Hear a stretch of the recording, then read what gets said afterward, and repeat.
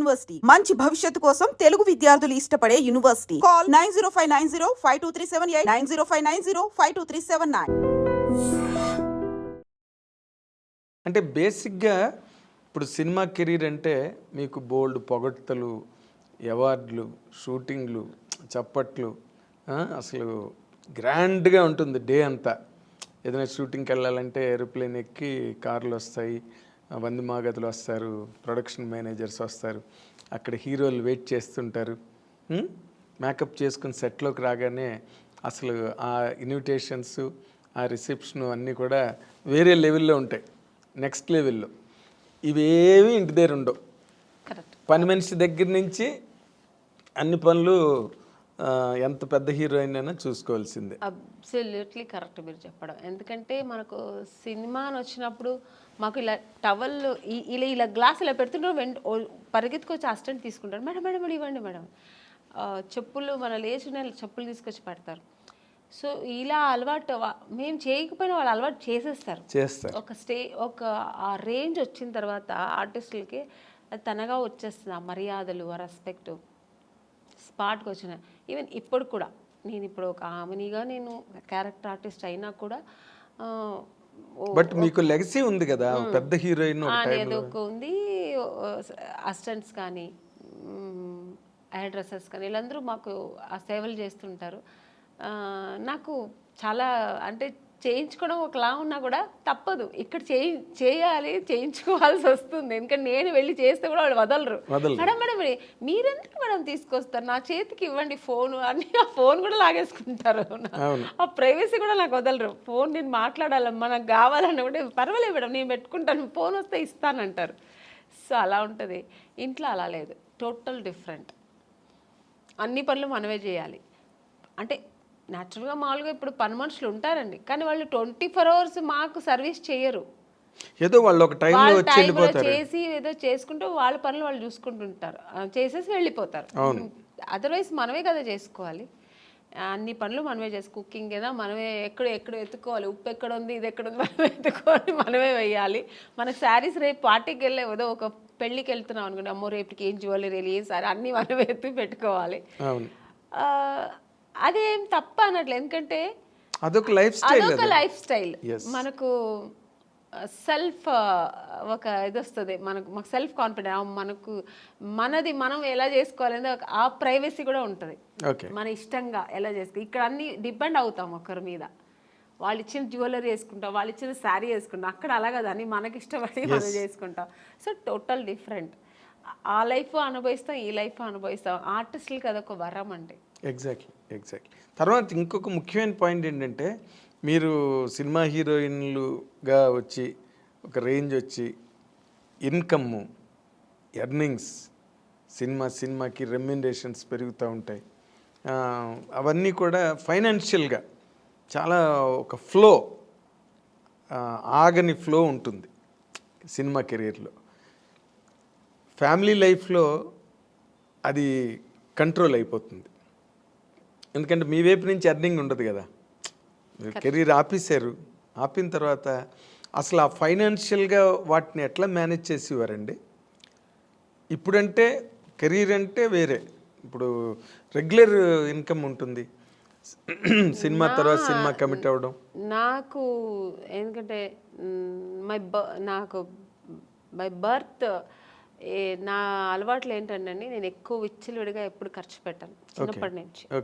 ఒక పొదుపు అంటారు కదా, అది మా నాన్నగారు మంచిగా ఉన్నప్పుడే సరే, కొంచెం ఫైనాన్షియల్ ప్రాబ్లం వచ్చినప్పుడు సరే నేను ఎప్పుడు పొదుపుగానే ఉంటాను.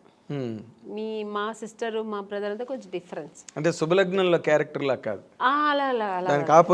ఆపోజిట్ క్యారెక్టర్, చాలా డిఫరెంట్ ఉంటాను నేను అన్ని విషయాల్లో. ఇంట్లో ఏదైనా ఒకటి కావాలన్నా, ఒక వస్తువు కావాలన్నా అది నాకు కొనేయాలి. ఒకరి ఇంటికి వెళ్ళాను అనుకోండి, వాళ్ళ ఇంట్లో చూసానంటే మన ఇంట్లో ఇది లేదు కదా, నేను కొనేయాలని నెక్స్ట్ అది నేను టార్గెట్ పెట్టుకుంటాను. చిన్నప్పటి నుంచి అది నాకు అలవాటు.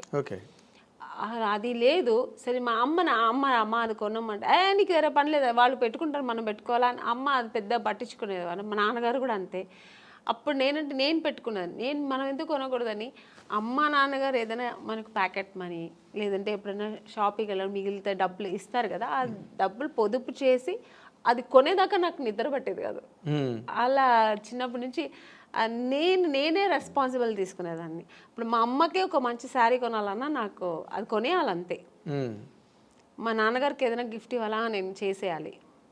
అలా ఒక చిన్నప్పటి నుంచి నేనే ఆ రెస్పాన్సిబుల్ ఎక్కువ తీసుకున్నాను. ఆ వాంటెడ్గా నేనే వాలంటరీగా నేనే వీళ్ళందరికీ చెయ్యాలి, నేనే పెట్టాలి. ఇల్లు క్లీన్గా ఉండాలి. మార్నింగ్ లేచానంటే ఇల్లు ఫస్ట్ నీట్గా ఉండాలి. వీళ్ళు చేస్తే అంతా ఓసిడి అంతా ఉండదండి. చిన్న చిన్న విషయాలకి చేయగడగడం, ఇది తీసి అక్కడే పెట్టాలి ఇక్కడ అంత లేదు. ఒక ఇంట్లో ఎంటర్ అయినప్పుడు డీసెంట్గా నీట్గా ఉండాలి. ఇల్లు అయిన తర్వాత మరీ అంత అంటే అది ఇల్లులాగా ఉండదు. ఇప్పుడు పిల్లలు పెద్దలు ఇంట్లో గీకుతారు అన్ని ఆ ఏజ్ నుండి చేస్తారు. వాళ్ళు చేయకూడదు, ఇలా పెట్టకూడదు, మరి అంత ఓవర్ నేను అంత స్ట్రిక్ట్గా ఉండను. అంత మరి డిసిప్లిన్ ఉండాలి అంతే.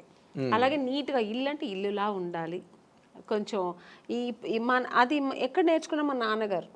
ఒక వస్తువు పెడితే మా నాన్నగారు మళ్ళీ కళ్ళు మూసుకొని మళ్ళీ అక్కడ చేయి పెడితే దొరకాలి. మా నాన్నగారికి దొరకలేని టెన్షన్ అయిపోయారు.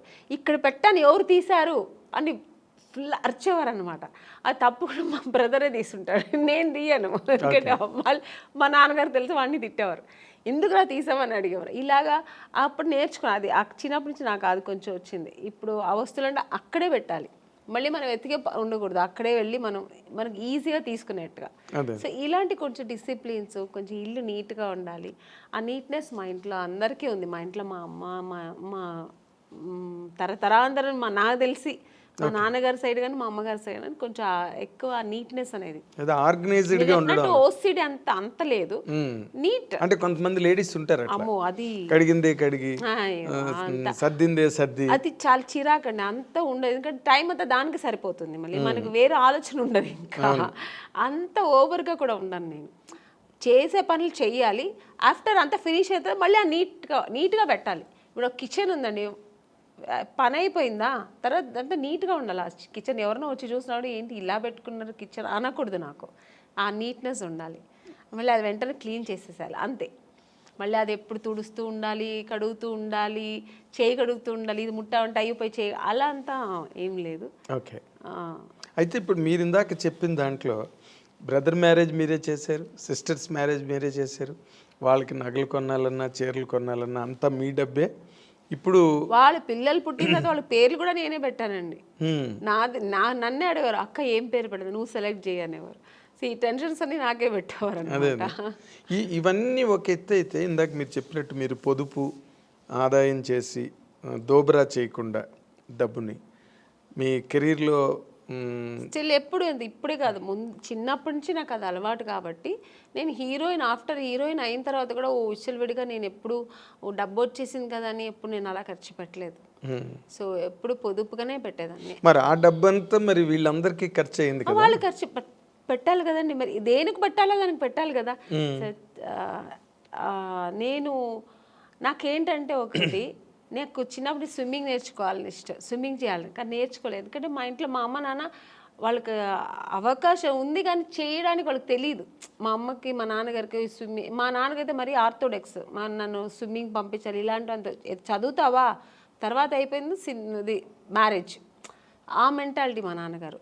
మా అమ్మగారికి తెలియదు అవన్నీ చెయ్యాలి, పిల్లలు ఫ్యూచర్కి ఇలా ఉండాలి, ఇవన్నీ నేర్చుకుంటే అమ్మాయిలు కూడా మన అబ్బాయిలు మా బ్రదర్ వాడు అబ్బాయి కాబట్టి బయట వెళ్ళి వాడు అన్నీ నేర్చుకున్నాడు, నేను అలా వెళ్ళలేదు.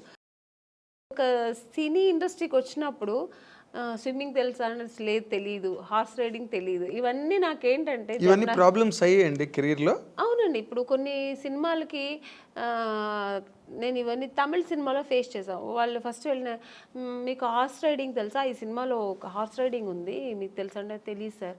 ఓకే, దీనివల్ల సినిమాలు నాకు అవకాశం లేకుండా పోయిన ఎన్నో ఇవి సంఘటనలు కూడా జరిగింది నాకు. స్విమ్మింగ్, అయ్యో స్విమ్ సూట్ పోడను మేడం, స్విమ్ సూట్ వేసుకోవాలండి మేడం, కాదు స్విమ్ సూట్ వేసుకోవాలి అమ్మాయి, 2 పీసెస్ వేసుకోవాలి లేదా సింగిల్ ఇలా స్విమ్మింగ్ రాదా అంటే ఆ సినిమా లేదు, అయిపోయింది. స్విమ్మింగ్ నేర్చుకున్నందుకు ఇలా అయిందా. పైగా ఇంకొక ఎక్స్పీరియన్స్ ఏంటంటే కొన్ని విషయాలు కొంతమంది నాకు ఫ్రెండ్ సర్కిల్లో స్విమ్ తెలియకుండా నా ఫ్రెండ్ సర్కిల్ చాలామంది చనిపోయాడు. ఎక్కడో ఇప్పుడు వెళ్తారు ఒక టెంపుల్కు లేదంటే ఎక్కడో ఎక్స్కర్షన్ వెళ్ళినప్పుడు ఆ వాటర్లో పడి స్విమ్ తెలియకుండా చనిపోవడం, ఇవన్నీ నేను కొన్ని చూశాను అన్నమాట. అప్పుడు నాకు ఒక భయం వచ్చింది, మనం నేర్చుకుంటే బాగుంటుంది, ఇవన్నీ జనరల్గా ఇవన్నీ నేర్చుకుంటే మనకు మంచిది కదా అని. అప్పుడు నేను మా బ్రదర్ వాడే నేర్చుకున్నాడు, టాలెంట్. మా బ్రదర్ మీ పేరెంట్స్ ఆలోచన అది కాదు, ఆలోచన లేదు. చదువుకున్నంత కాలం చదువుకోవడం, తర్వాత మ్యారేజ్ చేసి పంపించారు. మ్యారేజ్ అంతే. ఇందులో స్విమ్మింగ్లు, కత్తి ఫైటింగ్లు, గుర్రాలు అని వాళ్ళ ప్లానింగ్ లో లేదు. మా నాన్నగారికి లేడీస్ అంటే ఇలాగే ఉండాలి, అయిపోయిందా పెళ్ళి అయిపోయి సెటిల్ అయిపో, పిల్లలు కనుక్కొని ఒక ఫ్యామిలీ హోమ్లీగా ఉండాలి.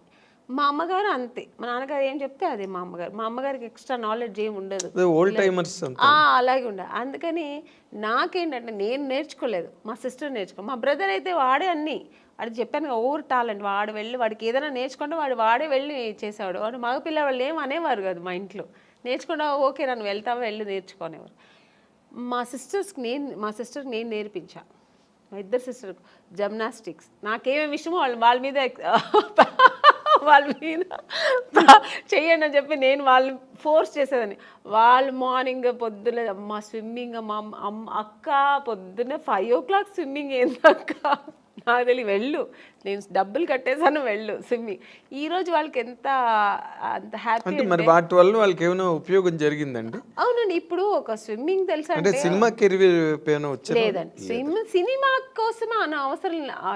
ఇప్పుడు స్విమ్మింగ్ సినిమాకనే కాదు కదండి, ఒక ప్లేస్కి వెళ్తాము అందరూ స్విమ్ చేస్తారంటే దాంట్లో మనం వెళ్ళి నాకు స్విమ్ తెలుసు అంటే ఎంత గర్వంగా ఉంటుంది కదా.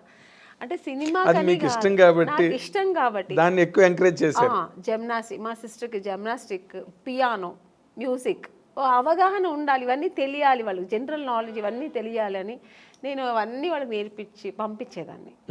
చదువు ఒక్కటే కాదు, ఇవి కూడా నేర్చుకోవాలి. బట్ టోటల్ గా ఫాదరు, మదరు, సిస్టర్ మీరే 3 పాత్రలు, అభినయం సినిమాల్లో చేయలేదు. కానీ అనేది నన్ను పిచ్చి టార్చర్ పెట్టేదాన్ని కదా, నువ్వు నన్ను ఇది లేవు, ఇది నేర్చుకో, అది నేర్చుకోవాలి అని అంటుంటుంది ఇప్పుడు కూడా. అదే మీరు సినిమా కెరీర్ లో చెయ్యండి, ఫ్యామిలీ కెరీర్ లో చేశాను. త్రిబుల్ రోల్ అన్ని చేశాను. వాళ్ళందరూ అలాగే, అప్పుడు వాళ్ళకి కష్టం అనిపించవచ్చు కానీ ఇప్పుడు వాళ్ళు హ్యాపీగా ఫీల్ అవుతారు. అవన్నీ ఒక తల్లి స్థానంలో నాకు అన్నీ చేసింది మా అక్క అని ఇప్పుడు వాళ్ళు ఫీల్ అవుతుంటారు. ఓకే.